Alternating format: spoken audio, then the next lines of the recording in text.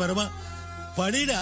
Hello guys, welcome back to my channel. இன்றைக்கி நம்ம என்ன சம்மரி பார்க்க போகிறோம் அப்படின்னா, ஓ கேப்டன் மை கேப்டன் இதை எழுதினவங்க வால்ட் விட்மன். இவர் ஒரு அமெரிக்கன் ரைட்டர். இந்த பர்டிகுலர் போம் 1865 பப்ளிஷ் பண்ணியிருக்கிறாங்க.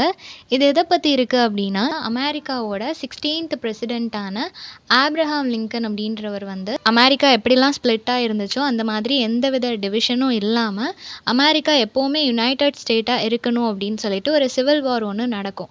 ஆப்ரஹாம் லிங்கன் எதுக்காக சப்போர்ட் பண்ணாரோ, அமெரிக்கா யுனைடெட் ஸ்டேட்ஸாக இருக்கணும்னு சொல்லி அவர் எந்த அளவுக்கு எஃபர்ட் போட்டாரோ அது எல்லாத்துக்குமான ஒரு கிஃப்டாக அந்த விக்ட்ரி, அந்த சிவில் வாரில் இவங்க வின் பண்ணாங்க. அமெரிக்கா யுனைடெட் ஸ்டேட்ஸாகவே இருக்கும் அப்படின்னு சொல்லி அறிவிக்கப்பட்டுச்சு. அவ்வளோ சந்தோஷமான மூமெண்ட்டில் ஆப்ரஹாம் லிங்கன் வந்து கொல்லப்பட்டார், அவர் இறந்து போயிட்டார். ஓகேவா? ஸோ அவரோட டெத்துக்கான ஒரு ட்ரிபியூட்டாக, அதுக்கான ஒரு மோர்னிங்காக தான் இந்த ஒரு போமை வால்ட் விட்மன் எழுதியிருக்கிறாரு. ஸோ அப்படிப்பட்ட ஆப்ரஹாம் லிங்கன் அப்படின்றவர் ஒரு கேப்டன் மாதிரி இவரை பொறுத்த வரைக்கும். இதில் ஓ கேப்டன் மை கேப்டன் அப்படின்றதும் ஒரு மோர்னிங் தான் சிம்பலைஸ் பண்ணுது. ஓகேவா? நீங்கள் இறந்து போயிட்டீங்களே அப்படின்ற அந்த ஒரு லாஸ் அண்ட் பெயினை வந்து எக்ஸ்ப்ரெஸ் பண்ணுற விதமாக தான் இந்த டைட்டில் கொடுத்துருக்குறாங்க.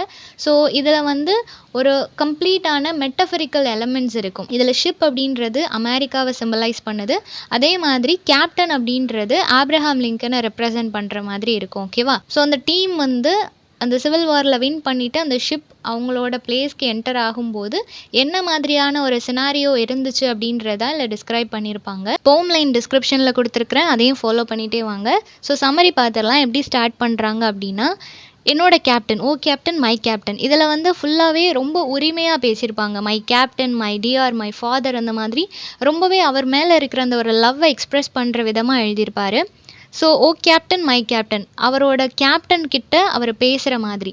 இது வந்து ஒரு ஃபியர்ஃபுல்லான ஒரு ட்ரிப். ஏன் அப்படின்னா, இது சும்மா அவங்க வந்து ஒரு வாயேஜ் போகணும் அப்படின்னு போயிட்டு வரல இல்லையா? வார் நடந்திருக்கு, அந்த வாரில் இவங்க வின் பண்ணியிருக்கிறாங்க. ஸோ ஒரு ஃபியர்ஃபுல்லான ஜேர்னியாக தான் இது இருந்திருக்கு. அந்த ட்ரிப் வந்து இப்போ ஒரு வழியாக முடிஞ்சு போச்சு, டன் அப்படின்னு சொல்கிறாங்க.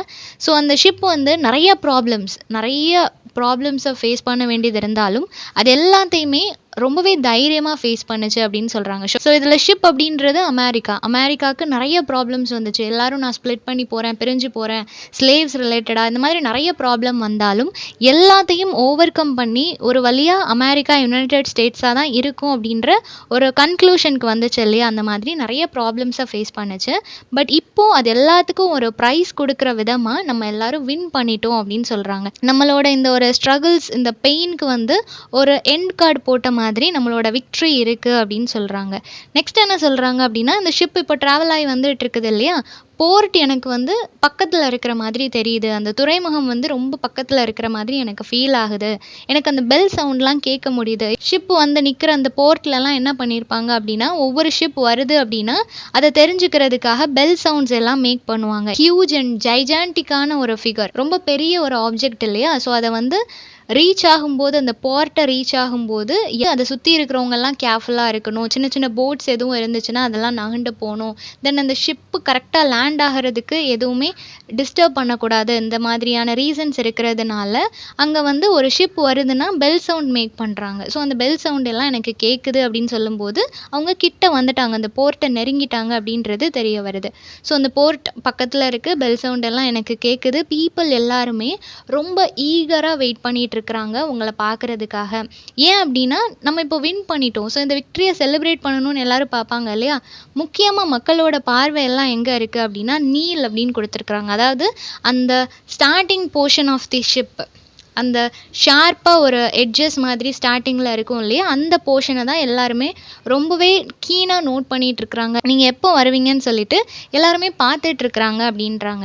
இப்போது இவ்வளோ நேரம் ஒரு ஹாப்பினஸை பற்றி பேசணும், அந்த மக்கள் எல்லாரும் எவ்வளோ ஹாப்பியாக இருக்கிறாங்கன்றதை பேசணும்.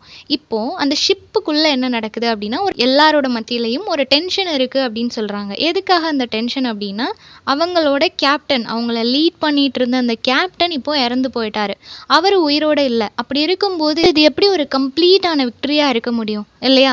ஸோ அதை நினச்சி எல்லாருமே அங்கே ஃபீல் பண்ணிகிட்டு இருக்கிறாங்க. எல்லாரும் அந்த கேப்டன் இறந்து போனதை நினச்சி அவர் அங்கே அந்த டாப் ஆஃப் தி ஷிப்பில் வந்து படுத்து கிடக்கிறது, அவரோட பாடியில் இருந்து அந்த பிளட் எல்லாமே ட்ராப்பாக ரெட் கலரில் கீழே வடிஞ்சிட்டு இருக்கிறது எல்லாத்தையுமே இவங்க பார்க்கும்போது அந்த ஷிப் டோட்டலாக ரொம்ப ஒரீடாக ரொம்ப ஒரு மோர்னிங் சவுண்டோட இருக்கிற மாதிரி இவருக்கு ஒரு ஃபீல் இருக்குது. ஸோ அவர் இறந்து போயிட்டதுனால அவரோட பாடி வந்து ரொம்ப கோல்டாக இருக்குது அப்படின்றத சொல்கிறாங்க. இப்போது அவர் வந்து கேப்டன் கிட்ட பேசுகிறாரு, நீங்கள் எழுந்துருங்க, உங்களுக்கு இந்த சவுண்ட் எல்லாம் கேட்கலையா, இந்த பெல் சவுண்ட் எல்லாத்தையும் நீங்கள் கண்டிப்பாக கேட்கணும், இது எல்லாமே விக்ட்ரிக்கான அடையாளம், நம்ம வின் பண்ணிட்டோம், இதை நீங்கள் கேட்கணும், அதனால் எழுந்துருங்க அப்படின்னு சொல்கிறாங்க. தென் அந்த பீப்புள் எல்லாருமே நிறைய ஃப்ளாக்ஸ் எல்லாம் அமெரிக்காவோட ஃப்ளாக்ஸ் எல்லாத்தையும் அவங்க ஹோல்ட் பண்ணியிருக்கிறாங்க. விக்ட்ரியை சிம்பலைஸ் பண்ணுற மாதிரியான ஃப்ளாக்ஸ் அவங்க ஹோல்ட் பண்ணியிருக்கிறாங்க. அதெல்லாம் நீங்கள் பார்க்கணும், எல்லாமே உங்களுக்காக தான், நீங்கள் பார்ப்பீங்கன்னு சொல்லிட்டு தான் அவங்க அந்த ஃப்ளாக்ஸ் எல்லாமே ஹோல்ட் பண்ணியிருக்கிறாங்க. அவங்க வந்து நிறைய சவுண்ட்ஸ் மேக் பண்ணுறாங்க. பகல் அப்படின்னு சொல்லும்போது அது ஒரு மியூசிக்கல் இன்ஸ்ட்ருமெண்ட். ஸோ அது எல்லாமே ப்ளே பண்ணுறாங்க. எல்லாமே உங்களுக்காக தான். அவங்க ஃப்ளாக் வச்சுருக்கதா இருக்கட்டும், மியூசிக்கல் இன்ஸ்ட்ருமெண்ட் ப்ளே பண்ணுறதா இருக்கட்டும், இல்லை நிறைய பொக்கேஸ் வச்சுருக்குறாங்க, அதுவுமே உங்களுக்காக தான். தென் இன்னொரு விஷயம் என்ன அப்படின்னா, ரிப்பன்டு ரீத், அதாவது மலர் வளையம் சொல்லுவோம் இல்லையா, இது வந்து மோஸ்ட்டாக நம்ம எப்போ யூஸ் பண்ணுவோம், யாராவது இறந்து போயிட்டாங்கன்னா அவங்களோட கிரேவில் வைக்கிறதுக்கு தான் இந்த ரிப்பன்டு ரீத் வந்து யூஸ் பண்ணுவோம். பட் இப்போது இவருக்காக அவங்க அதை வச்சிட்ருக்கிறதா இவர் சொல்கிறாரு. ஸோ இதிலேருந்து என்ன தெரியுது அப்படின்னா, மேபி அந்த மக்களுக்கும் இவர் இறந்துட்டாரு அப்படின்ற நியூஸ் தெரிஞ்சிருக்கலாம் அப்படின்றத சொல்கிறாங்க. ஸோ 2 விதமான இமோஷனுமே அந்த மக்கள்கிட்ட இருக்கும். கேப்டன் இறந்து போயிட்டாருன்றதும் இருக்கும், இந்த வாரில் நம்ம வின் பண்ணிட்டோம் அப்படின்ற அந்த ஹியூஜ் ஹாப்பினஸும் அவங்கக்கிட்ட இருக்கும். ஸோ 2 இமோஷனுமே மேபி அந்த மக்கள் கேரி பண்ணிட்டு இருக்கலாம்.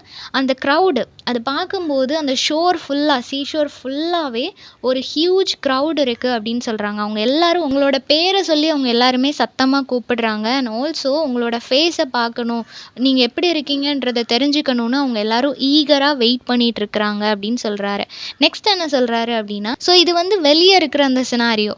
இப்போ அகெயின் ஷிப்புக்குள்ளே என்ன இருக்குது அப்படின்னா, வால்ட் விட்மன் எந்த அளவுக்கு ஆப்ரஹாம் லிங்கனை லவ் பண்ணாருன்னா, அவர் மேலே ஒரு ரெஸ்பெக்ட் இருந்துச்சு அப்படின்னா அவரை ஃபாதர்னு மென்ஷன் பண்ணியிருப்பாரு இல்லையா. ஸோ ஒரு எல்டர்லி பர்சன், ஒரு ரெஸ்பெக்ட்ஃபுல்லான லவ்வபிளான ஒரு பர்சன் அப்படின்றதுனால டியர் ஃபாதர் அப்படின்னு சொல்லி மென்ஷன் பண்ணியிருக்கிறாரு. ஆப்ரஹாம் லிங்கன் எப்படி படுத்திருக்கிறாரு அப்படின்னா, அவரோட ஆர்ம்ஸ், அவரோட கை, அவரோட ஆர்ம்ஸ் வந்துட்டு அவரோட தலைக்கு கீழே வச்சு, நார்மலாக யூஷுவலாக படுப்பாங்க இல்லையா, அந்த மாதிரி தலைக்கு கீழே அவரோட கை வச்சு படுத்திருக்கிறாரு.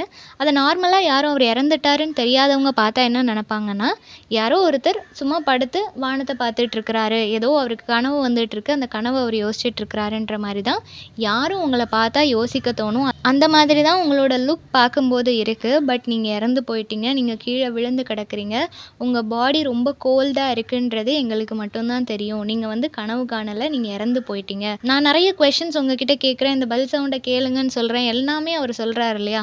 என்ன சொன்னாலும் டசன்ட் ஆன்சர், நீங்கள் எதுக்குமே ஆன்சர் தரல. உங்களோட லிப்ஸ் வந்து பெயில், இறந்து போகும்போது அந்த லிப்ஸ் எல்லாம் ட்ரை ஆக ஆரம்பிக்கும், கலர் சேஞ்ச் ஆக ஆரம்பிக்கும் இல்லையா, பெயில் கலரில் மாறும். அந்த மாதிரி உங்களோட லிப்ஸ் வந்து ரொம்ப பெயிலாக ஆகிட்டு இருக்குது. தென் ஸ்டில் அப்படின்றது அவர் எந்த ஒரு மூமெண்ட்டுமே இல்லை. ஈவன் ஷிப்பில் எந்த மூமெண்ட் இருந்தால் மட்டும்தான் அவரோட பாடியில் மூமெண்ட் இருக்கே தவிர, அதர்வைஸ் எந்த மூமெண்ட்டுமே இல்லாமல் நீங்கள் அப்படியே ஃப்ரீஸ் ஆகி போய் அங்கே இருக்கிறீங்க, எதுக்குமே ரியாக்ட் பண்ண மாட்டீங்க. தென் இவர் வந்து அவரை டச் பண்ணும்போது ஆப்ரஹாம் லிங்கன் எந்த ஒரு ரியாக்ஷனுமே கொடுக்கல. ஸோ என்னோட ஆர்ம் கூட உங்களுக்கு ஃபீல் ஆகலை இல்லையா, நான் டச் பண்ணுறது கூட உங்களுக்கு ஃபீல் ஆகலைல்ல அப்படின்னு சொல்லி கேட்குறாரு. தென் உங்களுக்கு வந்து பல்ஸ் இல்லை, நீங்கள் இறந்து போயிட்டீங்க அப்படின்றதுனால உங்களுக்கு பல்ஸ் இல்லை. அண்ட் ஆல்சோ எங்ககிட்ட பேசணுன்ற இன்ட்ரெஸ்ட்டும் உங்களுக்கு இல்லை, அந்த ஒரு வில்லிங்னஸும் உங்ககிட்ட இல்லை அப்படின்றத சொல்கிறாரு. நெக்ஸ்ட் என்ன சொல்கிறாரு அப்படின்னா, இப்போ அந்த ஷிப்பை வந்து ஆங்கர்டு, ஷிப் கரெக்டாக லேண்ட் ஆகும்போது அது எங்கேயும் ஷேக் ஆகக்கூடாது அப்படின்றதுக்காக ஆங்கர் போடுவாங்க இல்லையா, அந்த மாதிரி ஆங்கர் போட்டாச்சு, ரொம்ப சேஃபாக போட்டுட்டாங்க. கரெக்டாக அந்த ஆங்கர் போட்ட உடனே மக்களோட அந்த ஒரு ரோரிங் சவுண்டு கேட்குது. எல்லாருமே அந்த விக்ட்ரியை செலிப்ரேட் பண்ணுற விதத்தில் ரொம்ப சத்தமாக எல்லோரும் ஒரு நாய்ஸ் க்ரியேட் பண்ணுறாங்க, ஹாப்பியாக எல்லாருமே சத்தம் போட்டுட்ருக்குறாங்க. இப்போ அந்த வாயேஜ் வந்து ஆல்மோஸ்ட் எண்ட் ஆகிட்டு, அந்த ஃபியர்ஃபுல்லான அந்த ஜேர்னி, அந்த வார் எல்லாமே கம்ப்ளீட் ஆகிடுச்சு. அமெரிக்கா யுனைடெட் ஸ்டேட்ஸாக தான் இருக்கும் அப்படின்னு சொல்லி எல்லா இடத்துலையும் அனௌன்ஸ் பண்ணியாச்சு. ஸோ இது வந்து இப்போது என்ன மாதிரியான ஷிப் அப்படின்னா, ஒரு விக்ட்ரியை செலிப்ரேட் பண்ணக்கூடிய, விக்ட்ரியை கேரி பண்ணிட்டு வந்த ஒரு ஷிப்பாக இருக்குது. எல்லா இடத்துலையும் எல்லாரும் ஹாப்பியாக சவுண்ட்ஸ் மேக் பண்ணிகிட்ருக்குறாங்க. பெல் சவுண்ட்ஸ் எல்லாம் கேட்குது, பெல் ரிங் ஆகிற அந்த சவுண்ட் எல்லாமே கேட்குது. பட் இது வந்து outside. Inside the ship, top of the ஷிப்பில் ஆப்ரஹாம் லிங்கன் படுத்திருக்கிறாரு. அவரோட பாடியிலேருந்து பிளட் லீக் ஆகிட்டு இருக்குது, அவரோட பாடி ரொம்ப கோல்டாக இருக்குது. ஸோ கேப்டன் இறந்து போயிட்டதுனால அவர் வந்து ஸ்பீக்கர் வந்துட்டு ரொம்பவே சோகமாக அங்கேயும் இங்கேயும் அவர் அலைஞ்சிட்டு இருக்கிறாரு. ஏன்னா, அவருக்கு இந்த வெற்றியை செலிப்ரேட் பண்ண தோணல. அதுக்கு காரணமானவரே இல்ல அப்படின்றப்போ, இது எப்படி கம்ப்ளீட் ஆகும் அப்படின்னு சொல்லி அவர் ஃபீல் பண்ணிட்டு இருக்கிறாரு. ஸோ இறந்து போன அவரோட கேப்டனுக்கான ஒரு மோர்னிங் ட்ரிபியூட்டா தான் இந்த ஒரு போம டெடிகேட் பண்றாங்க. ஸோ இந்த சம்மரி எல்லாருக்கும் புரிஞ்சிருக்கும்னு நினைக்கிறேன். நெக்ஸ்ட் என்ன டாபிக்ல வீடியோ போடலான்னு சொல்லி கமெண்ட் பண்ணுங்க. தேங்க் யூ ஃபார் வாட்சிங்.